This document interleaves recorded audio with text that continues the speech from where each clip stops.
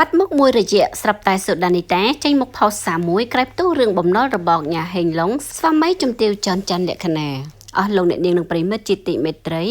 មហាជនអ្នកស្នេហាវិស័យសិល្បៈជាច្រើនច្បាស់ជាបានស្គាល់ហើយអ្នកនាងសូដានីតាដែលជាសិល្បករនីមួយរូបនិងមានទេពកោសល្យទៅលើផ្នែកសិល្បៈមិនថាតែការច្រៀងការសម្ដែងនិងជាពិធីការនីនោះទេ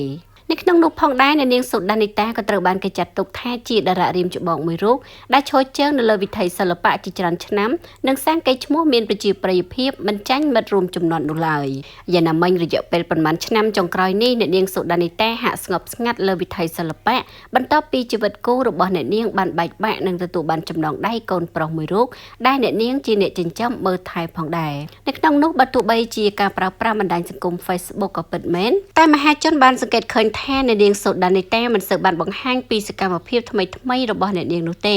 ពលគឺភាគច្រើនអ្នកនាងបង្ហោះរូបថតចាស់ៗនិងអមនៅសំណេរបង្ហាញពីបញ្ហាជួបប្រទះក៏ដូចជាការលើកទឹកចិត្តទៅវិញ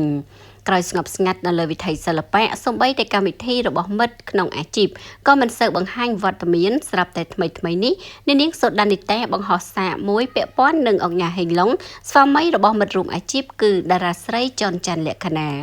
មិនត្រឹមតែប៉ុណ្ណោះសារនោះដែរអ្នកនាងសូដានីតាបានលើកទឹកចិត្តដល់ជំទាវច័ន្ទច័ន្ទលក្ខណានិងពាក្យជាច្រើនចង់បង្ហាញនៃពីរឿងរ៉ាវនៃសង្គមពិតដែលខ្លួនធ្លាប់ជួបកន្លងមកអ្នកនាងសូដានីតាបានសរសេររៀបរាប់យ៉ាងដូចនោះថាសង្គមបច្ចុប្បន្នមានគេទូលក្រគេជន់មិត្ត100នាក់សល់តែ2 3នាក់ប៉ុណ្ណោះក្នុងពេលយើងមានអាសន្នខ្លះប្រឹងជន់ថែមមនុស្សមានឡើងមានចុះអ្វីមិនថិតថេរទេកុំសើចកុំយំគ្នាក្នុងគ្រាមានបញ្ហាបងច័ន្ទលក្ខណាចនខ្ញុំសង្ឃឹមថាបងនឹងដោះស្រាយបញ្ហាបានរឹងមាំឡើងបងមុំគូបញ្ជាក់ផងដែរថាកាលពីម្សិលមិញនេះអង្គញាហេងឡុងដែលត្រូវជាស្វាមីរបស់ជំទាវច័ន្ទច័ន្ទលក្ខណាត្រូវបានម្ចាស់បំណុលប្តឹងដោយលោកផៃវណ្ណាបានធ្វើការបង្ហោះនៅលើបណ្ដាញសង្គមរបស់ខ្លួនថាប្រភពពីអ្នកជំនួយម្នាក់បានឲ្យដឹងថាអង្គញាមានតែងារតែអត់លុយគឺលោកហេងឡុងត្រូវបានសមត្ថកិច្ចនគរបាលនាយកដ្ឋានព្រហ្មទណ្ឌក្រសួងមហាផ្ទៃនាំខ្លួនមកតាមដីកាបញ្ជាឲ្យចូលខ្លួនរបស់តុលាការពាក់ព័ន្ធរឿងលុយកាក់រាប់សែនដុល្លារខ្ញុំបានព្យាយាមតាក់ទងអង្គញាហេងឡុងដើម្បីសួរបញ្ជាក់ព័ត៌មានដែរតែមិនអាចតាក់ទងបានយ៉ាងណាមិញក្រោយរឿងនេះផ្ទុះពេញបណ្ដាញសង្គមយើងក៏បានឃើញអ្នកអង្គញាលេខនវត្រាក៏បានបង្ហោះសារអង្វរទៅដល់ម្ចាស់បំណុលចំពោះករណីអង្គញាហេងឡុងដែលបានជពាក់បំណុលរាប់$10,000ដោយក្នុងសំណេរនោះផងដែរអ្នកអង្គញាលេខនវត្រាគឺសុំឲ្យម្ចាស់បំណុលជួយសម្រួលកុំឲ្យពាក់ព័ន្ធទៅនឹងតុលាការឬក៏គុកច្រវាក់អីដោយសំពែលទុកឱកាសឲ្យអង្គញាហេងឡុងជួយដោះស្រាយបំណុលទៅតាមដំណាក់កាលនីមួយក្នុងនោះផងដែរលោកក៏បានជួយទៅតាមលទ្ធភាពរបស់លោកដោយបានផ្ដល់ជូននៅឡានឡុងគ្រីសឺមួយគ្រឿងនិងផ្ទះដែលមានតម្លៃ$60,000ដែលលោកហេងឡុងបានទិញ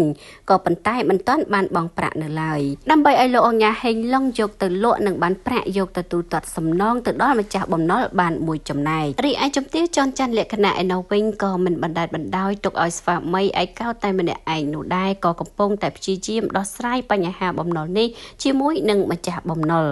គូបញ្ជាក់ផងដែរថានៅក្នុងសំណេររបស់អ្នកអង្គញាលេងនវត្រាក៏បានរៀបរាប់តាក់ទងទៅនឹងសន្តានមនុស្សក្នុងការខ្សែគប់ផងដែរដែលបុគ្គលខ្លះគឺបានបោះបង់ជើងចោលខណៈពេលដែលយើងមានទុក្ខតែពេលដែលយើងសប្បាយគឺមានវត្តមានរបស់ពួកគេស្រដៀងគ្នាទៅនឹងអត្ថន័យអ្វីដែលអ្នកនាងសូដានីតាបានរៀបរាប់រីឯអ្នកខ្លះទៀតគឺឃើញយើងមានទុក្ខមិនជួយឲ្យបាយជីជន់បន្ថែមទៀតដូច្នេះសង្គមពិតនៃមនុស្សយើងគឺបានបង្រៀនឲ្យយើងដឹងថានៅពេលដែលយើងសប្បោសប្បាយហាមានបានគឺយើងមិនអាចស្គាល់អំពីសន្តានចិត្តរបស់មនុស្សនៅជុំវិញខ្លួនយើងពិតប្រាកដនោះឡើយនៅពេលដែលយើងធ្លាក់ខ្លួនដល់ចំណុច0ទើបយើងដឹងថា